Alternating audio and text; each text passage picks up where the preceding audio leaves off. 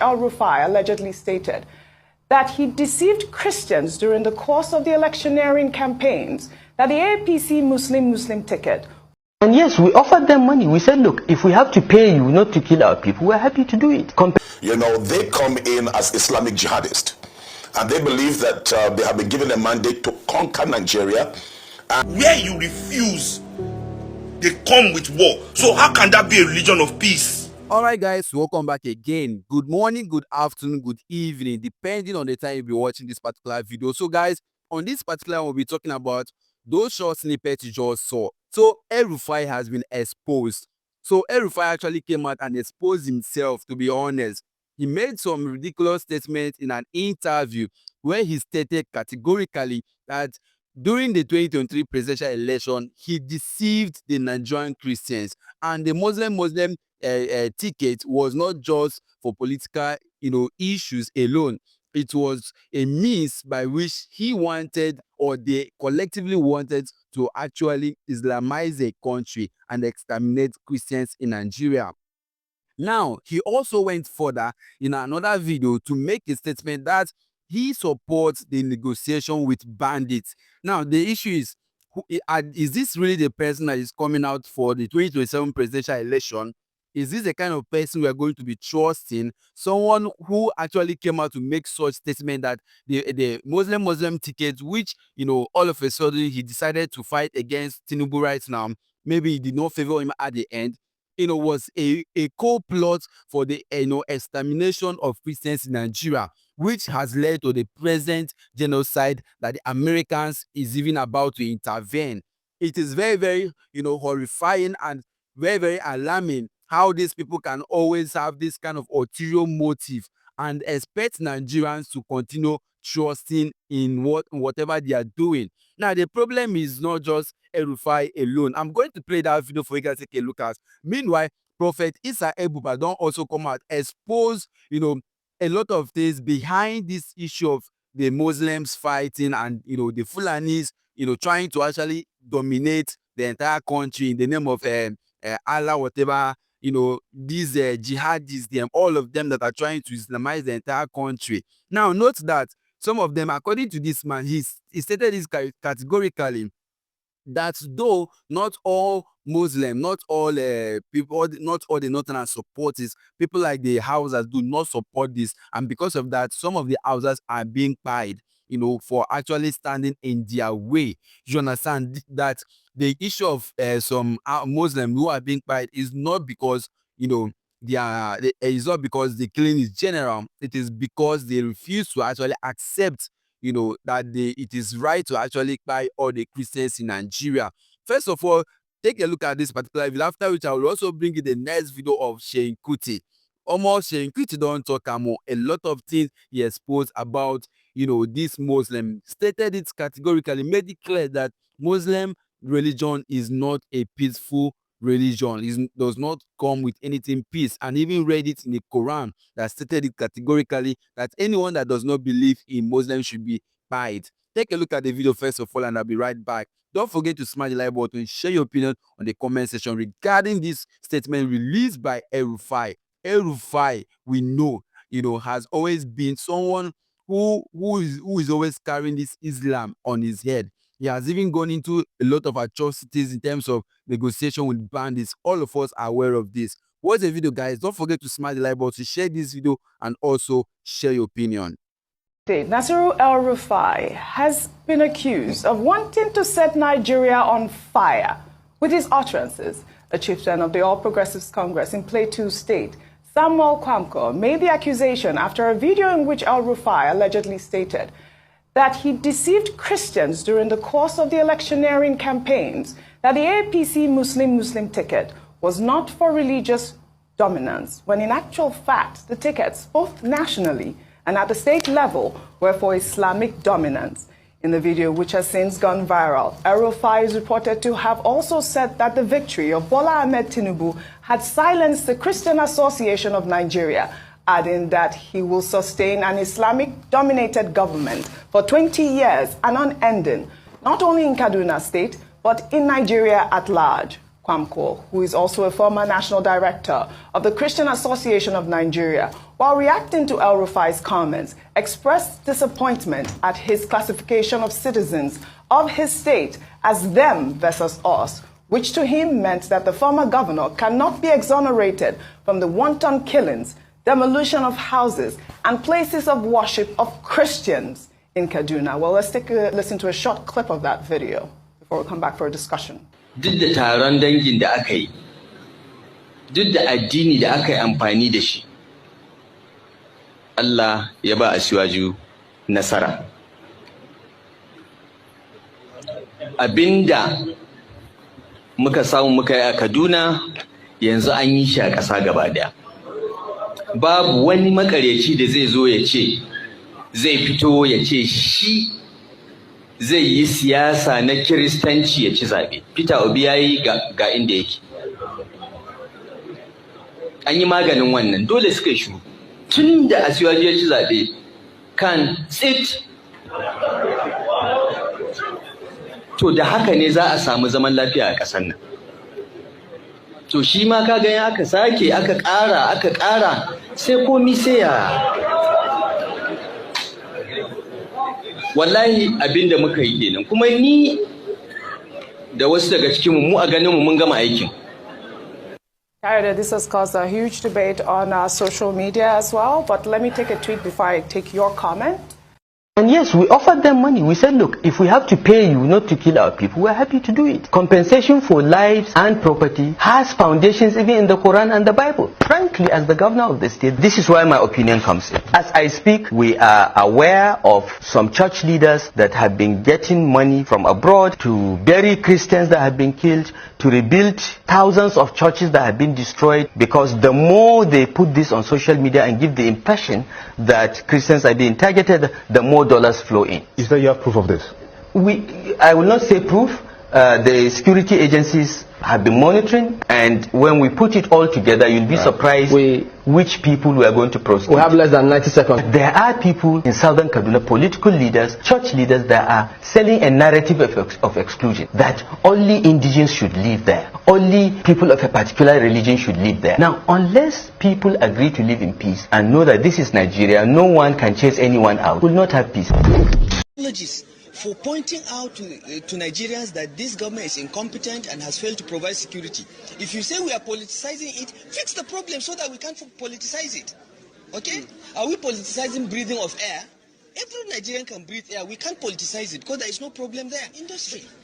And we should not take advantage of their failings so that we secure the votes of Nigerians in the next elections. There must be something wrong with them. We have made suggestions to the government on how to improve security. They have ignored it. All right, my people, welcome back again. So still on the matter where they solve, still on this issue of Christian genocide in Nigeria, Prophet Isa Elbuba happens to be one of those fearless men of God we have in this country. He has never for once compromised in speaking up when issues like this arises. According to him, he has actually made it clear that the fact that these Fulanis are fighting is not just because they are fighting for anything good. All their fight is for them to actually dominate, like what they are doing in the north, stealing land grabbing. No, the whole issue started from land grabbing, but it has even become worse. And the fact is that they are even encroaching in other parts of the country at the moment. But according to him, their major focus is to ensure that all the Christians in the north are being pied or probably Islamized, and they will not take it down to other regions of the country. Take a look at the video. Don't forget to stay tuned, because after this particular video, I will bring you the next video of Sheik Kuti. Sheik Kuti don't talk him. He made it, he's one of the most fearless Nigerians we have. No matter how bad or tough a topic is, he's always lending his voice, making it clear that these people are not supposed to be in the same country with us, because it is obvious they have different motives, different, intellect, different mindsets about this country. And for that, it is either better that we divide the country, or probably we'll find a solution to it. Because if you look at what the government is doing, like giving these people a lot of privileges, that is even giving them that morale to continue buying other people from different regions, especially in the north. Watch the video, guys, and I'll be back. So genocide is on. And when people are asking, okay, but Muslims and Christians are being killed, the truth is that when you go back to time immemorial, you would discover that the first attack began on Christian communities and Christian churches and also people before it began to spill over to the moderate Muslims. Anyone that do not conform and do not agree with their radical position, they eliminate them. I mean, sorry, you used the phrase moderate Muslims. You said it began to spill to moderate Muslims. Yes. I would like you to please expatiate on that. Now, the moderate Muslims are the ones who do not believe and agree with their ideology. You know, they come in as Islamic Jihadist. And they believe that they have been given a mandate to conquer Nigeria. And the first point of the conquering is to eliminate the Christians in the north. And that is the reason why you discover that the attack was so much on the Christian communities. As I talk to you right now, a lot of the Christian communities, nobody is there. It is the terrorists who are living there. Now, when some of the moderate Muslims, which are Hausas, began to disagree with their ideology, you realize that as long as they don't submit to them, they clean them up and they kill them. Now, that is what is happening in Zamfara. That is what is happening in Katsina. And that is now, if you look at the majority of the victims, they are Hausas. They are not Fulanis. They are not Fulanis. Most of the time, it is the Hausa people who are going through what is going on in the far northwest. I'm going to take you on that. Please hold on. I'm going to take you. You said that most of the victims are Hausas and not Fulanis. Why is that? Yeah, because it's an agenda. By who? Just carrying out an agenda. By some of the leaders that are in this country. I've mentioned some of them. And you have also heard them, the social media is there, it doesn't lie. You have also heard them that they brought in these people in order to unseat President Jonathan. They brought them in. So it is a calculated plan. That is why it's a genocide. Big shout out to all the men of God in Nigeria who are beginning to speak up. Since that reverend actually came out to speak, you know, calling out the Donald Trump to intervene in the killing of Christians in Nigeria, other pastors, other reverends has also followed suit. Because here, if we don't come out collectively to condemn this spying of Christians, then these people will just continue like that. Imagine El-Rufai. El-Rufai. See, this particular statement released by El-Rufai shocked me. Oh, make a no lie. Like, El-Rufai has the guts to actually say all those things he said, even concerning the Christians, accusing Christians of a lot of issues, stating that Christians are collecting money from the world body to rebuild churches, and you know, all of that. He made it clear that he does not like the Christians. This is to tell that these people are even supposed to be in their own country. Leave this thing that El-Rufai is running around. El-Rufai cannot be trusted. If you hand El-Rufai over this country in his hand, then the truth is that Christians that occupy in this country, he might even bring the agenda that he has in his mind to come to pass. Because tell me why he will come out to make this statement that Muslim ticket was inspired to exterminate all the Christians and ensure that the entire country is Islamized. Even going as far as saying that he had gone into negotiation with bandits and all these Boko Harams who are unaliving Nigerians. This is a strong case that needs to be addressed. El-Rufai and Sheik Gumi should be put behind bars because these people has no good intention for Nigeria. Look at what was happening. Like the Vice President Shetima, we know that one now. That one I call Boko Haram man. That is what they brought it so that he will be there and block the access of the people working to ensure that banditry ends in Nigeria. Take a look at the video, guys, and a big shout out to Prophet Isa elbuba for lending his voice in this critical time when many are keeping silent. Watch the video, guys, and don't forget to share this video, subscribe, and also stay tuned because after this particular video, we'll still talk more on the issues surrounding El-Rufai's statement and why he needs to be arrested or probably retract his statement. Even if he retracts it, what he said has already been said, and this is nothing but the truth. I'm bringing out English translations of what is in the Quran about how to treat unbelievers, how to treat infidels. I mean, how can people, listen, how can people say that there is no violence, that these people that are committing violence against people are not real Muslims? How did Usman Danfodio conquer northern Nigeria? How did he conquer northern Nigeria? How did Usman Danfodio, when he came, people were already Muslims. He was still angry that they were not Muslims enough. He was angry that they were not Muslims enough and waged war, murdering millions of people for no reason other than not accepting Islam.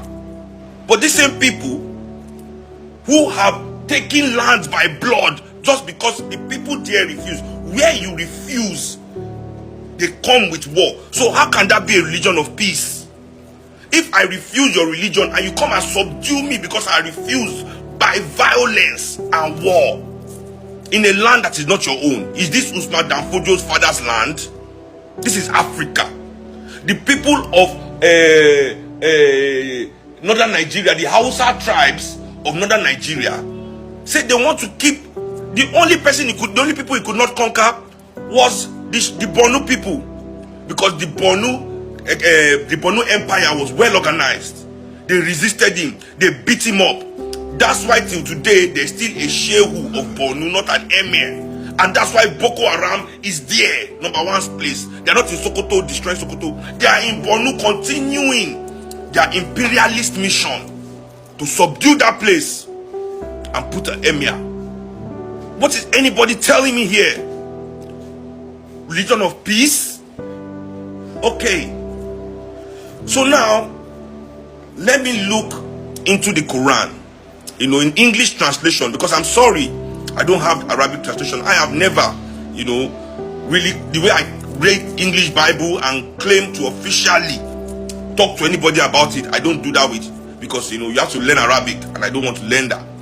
But they are English translations. So let me read from the Quran, how, Allah thinks infidels should be treated peacefully. Let's see this peaceful treatment,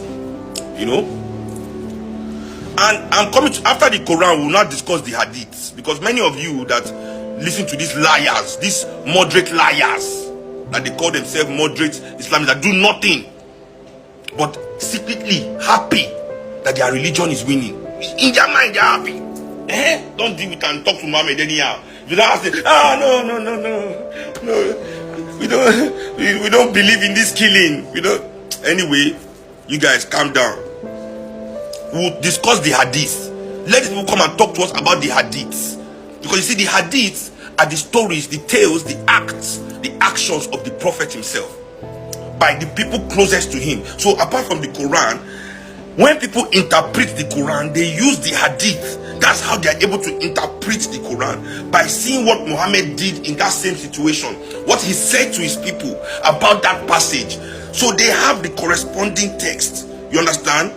These are the doctrines. Let me say it this way. Hadiths are maybe like the doctrines, like the Gospels of Muhammad. Exactly. The Gospels. That way is the Gospels that make the Old Testament the Bible. The Gospels of Jesus and the New Testament makes the Torah the Bible. So this is how the hadith, is the Gospels of Muhammad.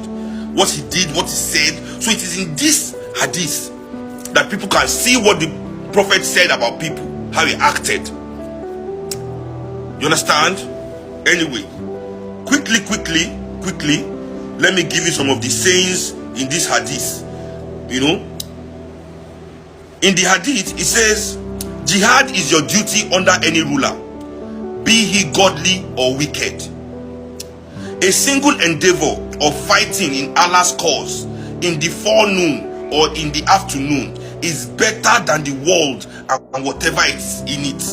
A day and night fighting on the frontier is better than a month of fasting and prayer.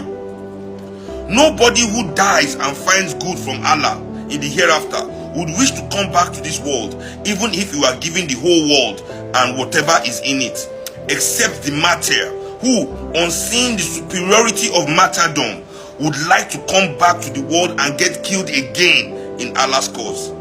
He who dies without having taken part in a campaign dies in a kind of unbelief. Paradise is in the shadow of swords. Are you listening to me like this? They say, he who dies without having taken part in a campaign dies in a kind of unbelief. When you see these boys jubilating that they killed someone, for them that is a campaign. They have fought for Allah. They are now full Muslims. I'll still read from the Quran itself. I'll still read from the Quran itself. Don't get me twisted. You know, when you are hearing jihad, all these things, all these extremists blowing, it is not the poor Muslims that are arranging it and planning it and funding it. No, it is the rich Muslims that will come out and tell you that they are moderate. They are the ones behind teaching. These scholars, go and listen to them. So many violent scholars in the north spewing hateful rhetoric in the mosque. Nobody stops them.